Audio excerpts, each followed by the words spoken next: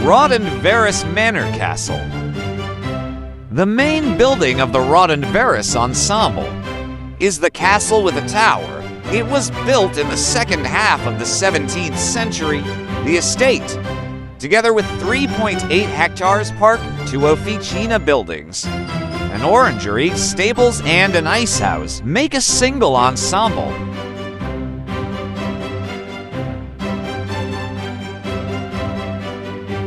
Raudondvaris Manor Castle, located barely 9 kilometers away from Kaunas. Formed on the upper terrace of Nevazis River lies the architectural ensemble of Raudondvaris. Raudondvaris Manor is the monument of the beginning of the 17th century of Renaissance architecture. In Lithuania, now the castle, stables, an ice house and orangery are restored and adapted for cultural tourism.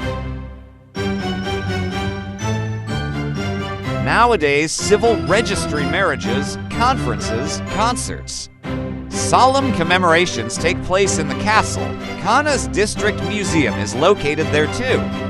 In the former ice house, Kaunas District Tourism and Business Information Center was opened, while the orangery became a restaurant with banquet halls.